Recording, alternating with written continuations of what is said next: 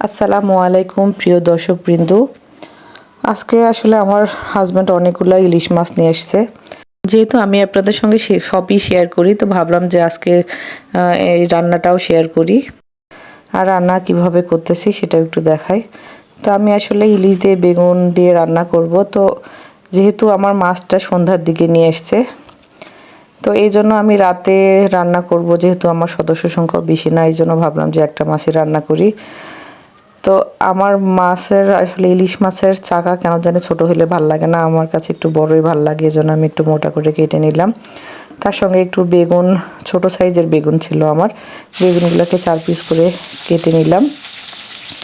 নেওয়ার পর এগুলাকে পরিষ্কার করে আমি রেখে দিলাম। আর এদিকে একটা প্যানে পরিমাণ মতো তেল দিয়ে পেঁয়াজ দিয়ে দিলাম 5-6টির মতো, মানে মাঝারি সাইজের পেঁয়াজ কুচি করে নিয়েছিলাম। সেটা ব্রাউন কালার হয়ে আসার পরে এখানে রসুন আর জিরা বাটা দিয়ে দিলাম। তো আসলে ইলিশ মাছে অনেকেই দেখা যাচ্ছে যে মশলা দেয় না।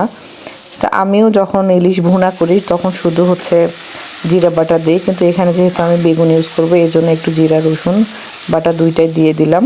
তো আমার রসুন জিরা বাটা এগুলাও আসলে মশলাটাও কষানো হয়ে গেছে। তো পানি দেওয়ার পরে আমি এখানে পরিমাণ মতো লবণ, হলুদ এবং শুকনা মরিচের গুঁড়ো দিয়ে দিচ্ছিলাম। আমি এখানে কাঁচামরিচ ইউজ করব না, আজকে রান্নাটা আমি শুকনা মরিচ দিয়ে রান্না করব।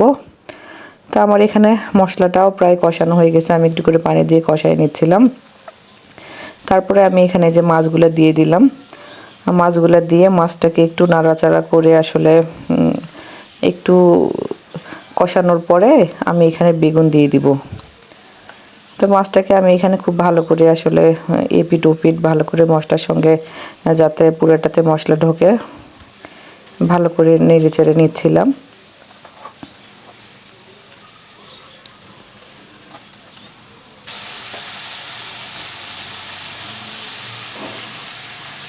তো আমি খুব সাবধানতা অবলম্বন করতেছিলাম যাতে আমার মাছগুলো ভেঙে না যায়। এই জন্য একটু ঘুরিয়ে নিচ্ছিলাম যাতে আমার মাছগুলো আস্তে থাকে। তা আমি সবসময় বেগুন ভেজে ইউজ করি। তো ইলিশ মাছ যেহেতু, এই জন্য আমি আজকে বেগুনগুলো ভেজে দেই নাই। আমি অন্য মাছ হইলে সবসময় আমি ভেজে ইউজ করি, ভেজে দিলে অনেক ভালো লাগে খেতে। কিন্তু ইলিশ মাছের একটা ফ্লেভার আছে আলাদা, মানে ফ্লেভারটার জন্যই ভালো লাগে। আর বেগুনের মধ্যে ঢুকলে আরও কেন জানি ভালো লাগে, এই জন্য আমি আজকে বেগুনটা ভেজে দেই নাই। তা আমি এখানে একটু পানি দিয়ে দিচ্ছিলাম মশলাটা যাতে পুড়ে না যায়। তো এরপর আমি বেগুনটা দিয়ে দিব।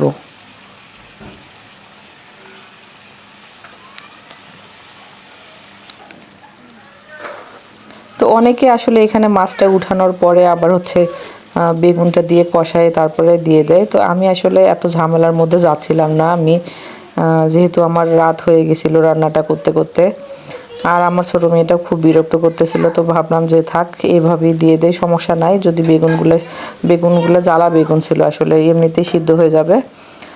তো আমি এইভাবেই ঠিক রান্না করতেছি। রান্নাটা একটা আর্ট, অনেকে অনেকভাবে, একই রান্না অনেকে অনেকভাবে করে।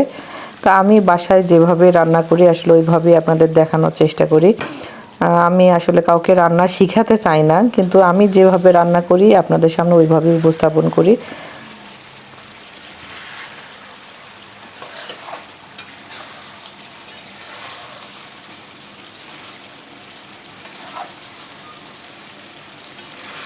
তো আমি বেগুনটা দিয়ে একটু নাড়াচাড়া করার পরে এটাকে ঢেকে দিব।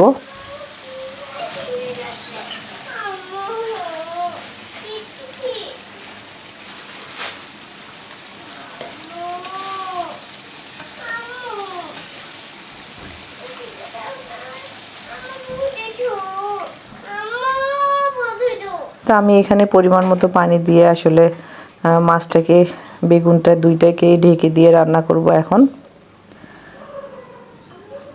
এখানে আমি 10 মিনিটের জন্য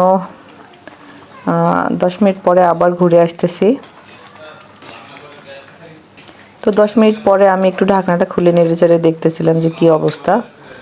তো না, আমার আর একটু রান্না করতে হবে, এখনও আমার বেগুনটা সিদ্ধ হয়নি প্রপারলি। তো এই পর্যায়ে আমি খুবই লো আঁচে রান্না করব যাতে আমার বেগুনটা প্রপারলি সিদ্ধ হয়ে যায়। তো আবার ঘুরে আসলাম 15 মিনিট পরে। তো 15 মিনিটের মধ্যে দেখেন আমার বেগুনটা আসলে সিদ্ধ হয়ে গেছে। এভাবে বেগুন দিয়ে আমি চাচ্ছিলাম না বেগুনটা ভেঙে যাক, বেগুনটা যাতে আস্তে আস্ত থাকে। তো এইভাবে আসলে বেগুন দিয়ে আপনারা বাসায় রান্না করে খাই, দেখবেন যে আসলে খুবই মজা হয়। আমি আপনাদেরকে আরেকদিন পটল দিয়ে রান্না করে দেখাবো। পটল দিয়ে আমার বাচ্চারা আরও বেশি পছন্দ করে। তো আজকে আসলে বেগুন দিয়ে রান্না করলাম, বাসায় বেগুনটাই ছিল। কথা বলতে বলতে আমার রান্নাটাই হয়ে গেছে। মাশাআল্লাহ, আমার রান্নার কালারটা অনেক সুন্দর আসছে।